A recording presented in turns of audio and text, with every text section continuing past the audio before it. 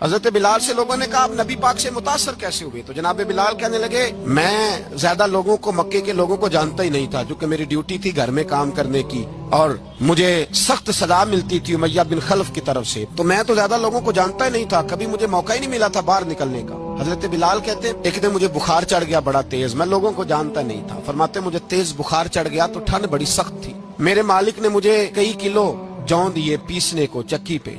कहते मैं बीमार था तो मैंने कुछ दवाई ली जो उस वक्त मौजूद होती थी, तो मैंने एक लिहाफ लिया, दूध पिया तो मुझे नींद आ गई। जब मैं सोया तो मेरा मालिक आ गया, उसने आकर के मुझे सोए हुए देखा तो खींच कर कंबल उतारा, कहने लगा अब तेरी सजा ये है कि तू खुले मैदान में बैठेगा, वहाँ चक्की पीसेगा, और दूसरी सजा ये है कि तुझे कमीज पहनने की भी इजाजत नहीं। हजरत बिलाल कहते हैं तेज बुखार, ठंड का आलम, और जब मैं चक्की पीस रहा था तो रो रहा था। सैयदना बिलाल हबशी रदी अल्लाह ताला अन्हु फरमाते हैं मेरे दरवाजे के करीब से रसूल पाक गुजरे और मुझे हाय हाय करते देखा तो दस्तक दी। मैंने कहा कौन है? दरवाजा खुले, आ जाओ। महबूब अंदर आए तो पूछने लगे क्यों रो रहे हो? मैंने कहा जाओ अपना काम करो, यहाँ दुख सारे पूछते हैं मदावा कोई नहीं करता। कहते मैंने सख्त जुमले कहे माज अल्लाह, हुजूर चले गए। जब हुजूर जा रहे थे तो मैं कह रहा था बस जा रहे हो ना, मैंने पहले ही कहा था जाओ। कहते कुर्बान जाऊं, थोड़ी देर गुजरी तो अल्लाह के रसूल के हाथ में गर्म दूध का प्याला था, खजूरें थी। हुजूर तशरीफ लाए और करीम रसूल ने मुझे खजूरें दी, दूध पिलाया और कहा चल जा कंबल में बैठ जा। तो मैंने कहा चक्की कौन पीसेगा,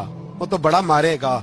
मुस्तफा करीम ने फरमाया तू बैठ रजाई में और आज तेरे हिस्से की चक्की मैं पीसूंगा। कहते हैं सारी रात हुजूर चक्की पीसते रहे। सवेरे मैं उठा और मेरे हबीब पाक ने मुझे वो सारा कुछ दिया और खुद चले गए। अगली रात फिर आई तो हुजूर फिर आ गए, मुझे फिर रजाई में लिटाया, दूध पिलाया और सारी रात चक्की पीसी। कहते हैं बस तीसरे दिन हुजूर चक्की पीस के जाने लगे तो मैंने कदम थाम लिए। मैंने कहा बीबा दुनिया सारी झूठ बोलती है, जो गुलामों के हिस्से का काम करे वो अल्लाह का सच्चा रसूल हुआ करता है।